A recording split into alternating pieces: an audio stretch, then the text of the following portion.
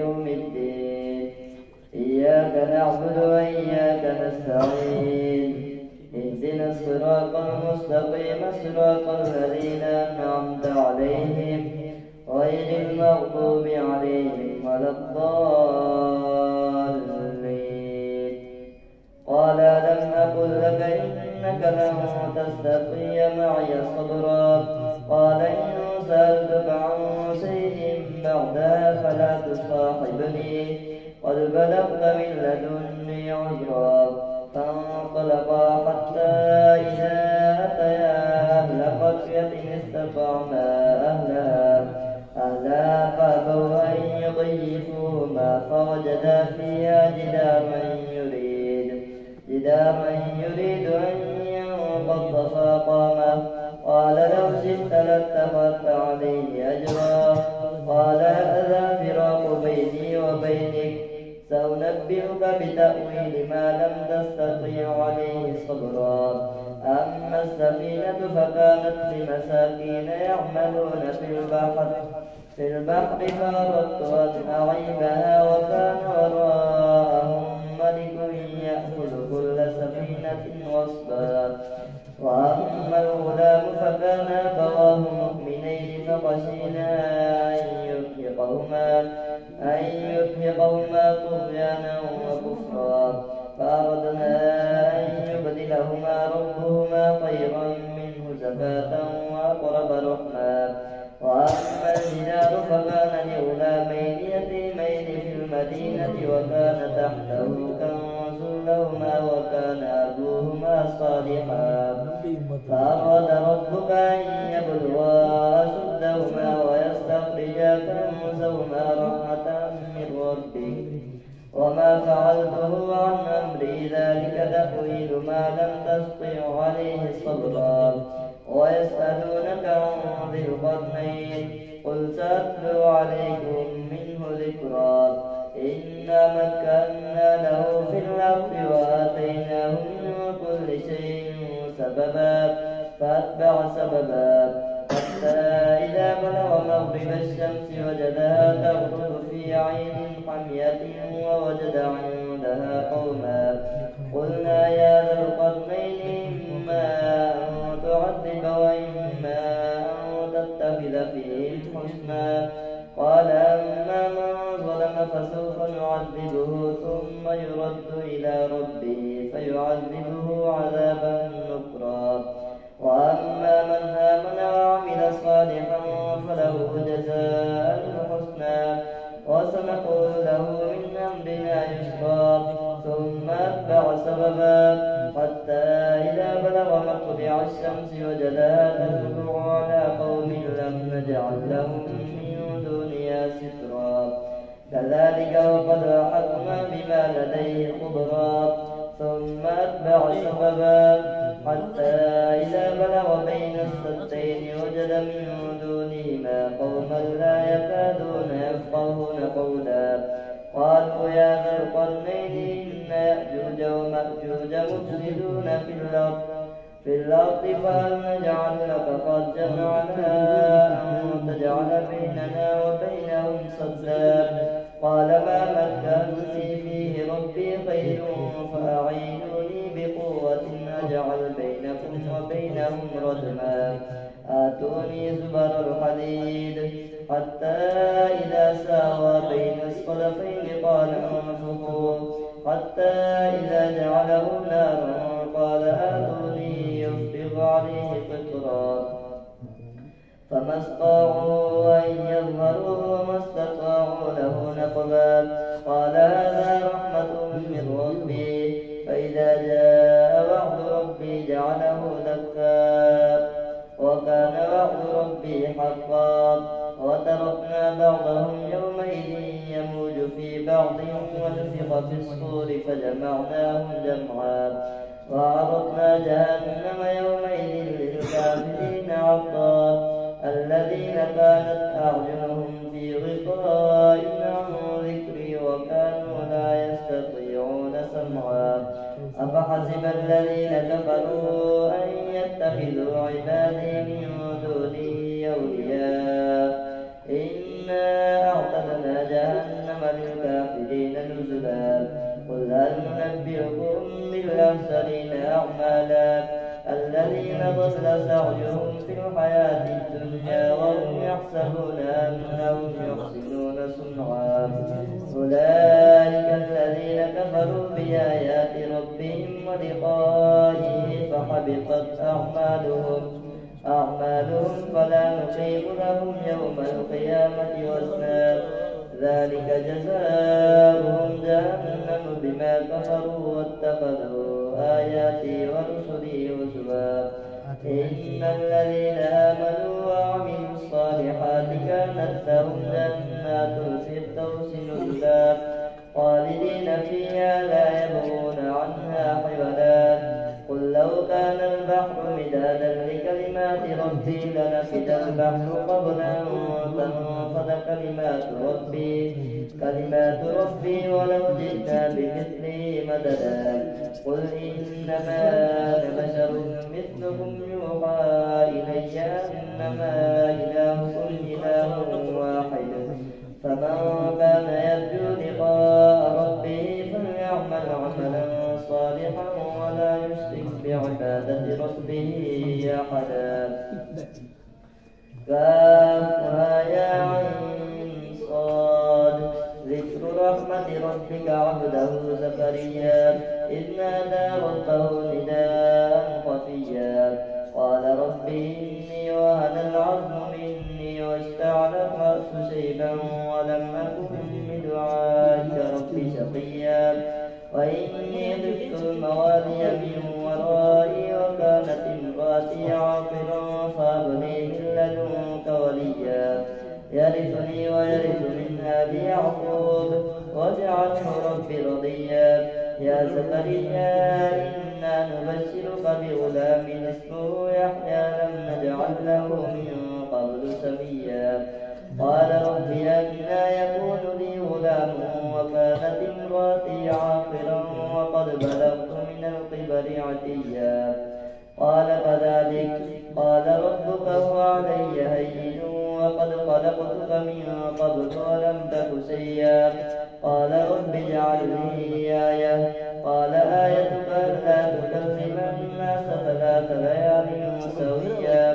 فخرج على قومه من المحراب فأوحى إليهم أن سبحوا بكرة وعشيا يا يحيى خذ الكتاب بقوة وآتيناه الحكم صبيا وحنانا من لدنا وزكاة وكان تقيا وبرا بوالديه ولم يكن جبارا عصيا وسلام عليه يوم ولد ويوم يموت ويوم يبعث حيا واذكر في الكتاب مريم إذ انتبذت من أهلها مكانا شرقيا فاتخذت من دونهم حجابا فأرسلنا إليها روحنا فتمثل لها بشرا سويا قالت إني أعوذ بالرحمن منك إن كنت تقيا قال إنما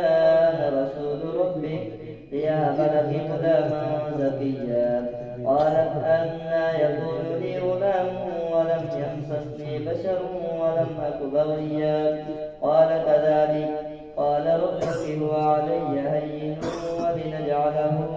آية للناس ورحمة منا وكان أمرا مقضيا فحملته فانتبذت به مكانا قصيا فجاء المخاض إلى جذع النخلة قالت يا ليتني مت قبل هذا وكنت نسيا منسيا فناداها من تحتها ألا تحزني قد جعل ربك تحتك سريا وهزي إليك بجذع النخلة تساقط عليك رطبا جنيا فكلي واشربي وقري عينا فإما ترين من البشر أحدا فقولي نذرت للرحمن صوما فلن نكلم اليوم إنسيا فأتت به قومها تحمله قالوا يا مريم لقد جئت شيئا فريا يا أخت هارون ما كان أبوك امرأ سوء وما كانت أمك بغيا فأشارت إليه. قالوا كيف نكلم من كان في المهد صبيا قال إني عبد الله آتاني الكتاب وجعلني نبيا وجعلني مباركا أينما كنت وأوصاني بالصلاة والزكاة ما دمت حيا وبرا بوالدتي ولم يجعلني جبارا شقيا والسلام علي يوم ولدت ويوم أموت ويوم أبعث حيا ذلك عيسى بن مريم قول الحق الذي فيه يمترون ما كان لله أن يتخذ من ولد سبحانه إذا قضى أمرا فإنما يقول له كن فيكون وإن الله ربي وربكم فاعبدوه هذا صراط مستقيم فاختلف الأحزاب من بينهم فويل للذين كفروا من مشهد يوم عظيم أسمع بهم وابصر يوم يأتوننا لكن الظالمون اليوم في ضلال مبين وأنذرهم يوم الحسرة إذ قضي الأمر وهم في غفلة وهم لا يؤمنون إنا نحن نرث الأرض ومن عليها وإلينا يرجعون الله أكبر سمع الله لمن حمده الله أكبر الله أكبر الله أكبر الله أكبر الحمد لله رب العالمين الرحمن الرحيم مالك يوم الدين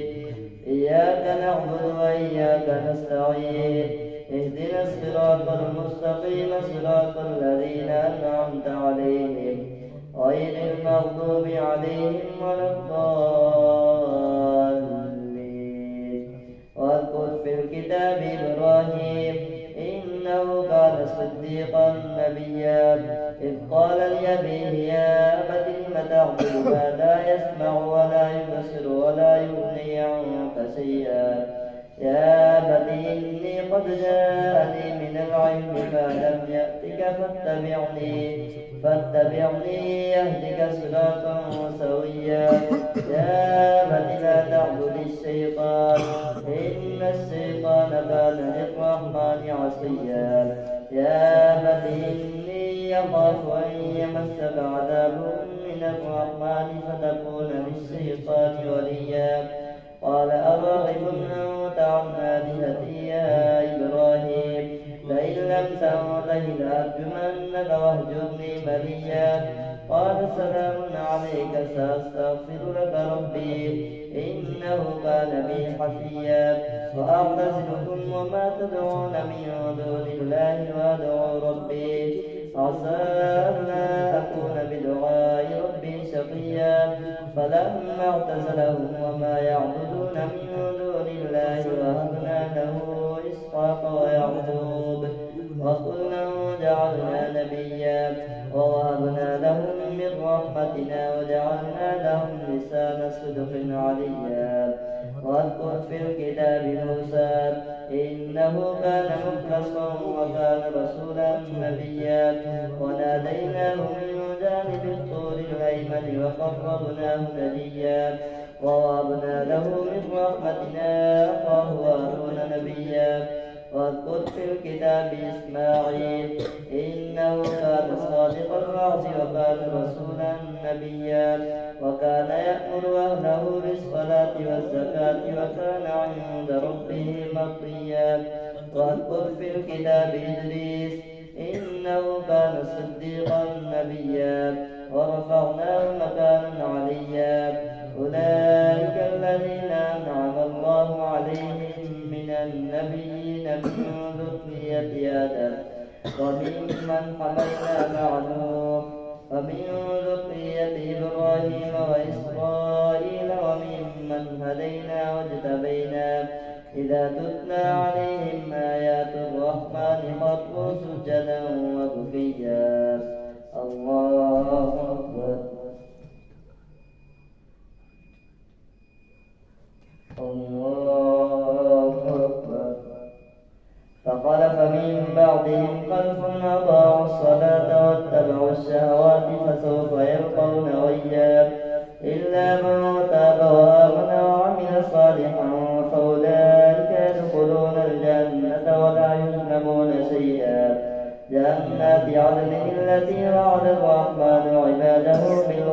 قريب إنه كان وعده مأتيا لا يسمعون فيها لغوا إلا سلاما ولهم رزقهم فيها بكرة وعشيا تلك الجنة التي نورث من عبادنا من كان تقيا وما نتنزل إلا بأمر ربك له ما بين أيدينا وما خلفنا وما بين ذلك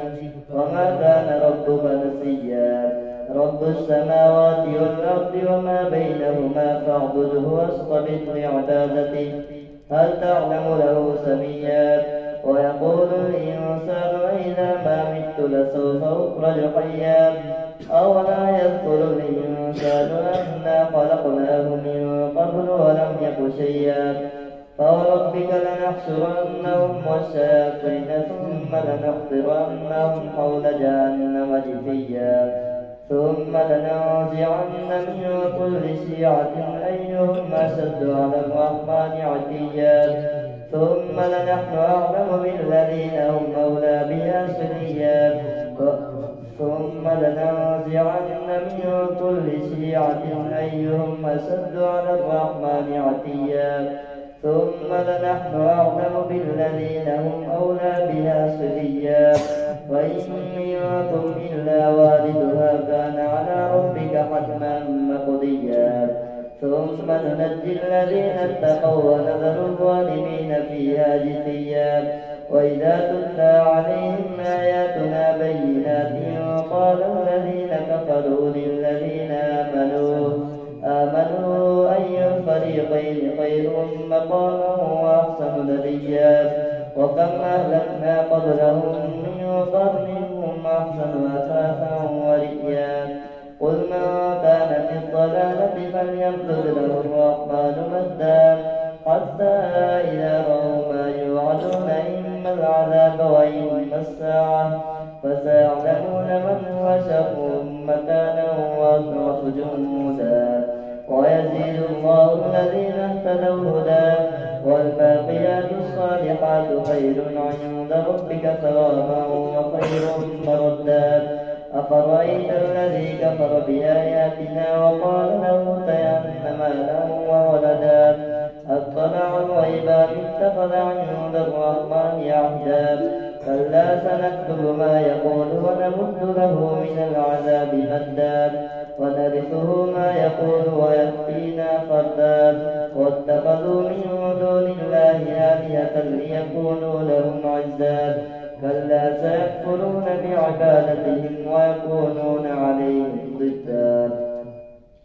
ألم تر أنا أرسلنا الشياطين على الكافرين تؤزهم مزا فلا تعجل عليهم إنما نعد لهم عدا يوم نحشر المتقين إلى الرحمن وفدا ونسوق المجرمين إلى جهنم ودا لا يملكون الشفاعة إلا من اتخذ عند الرحمن عهدا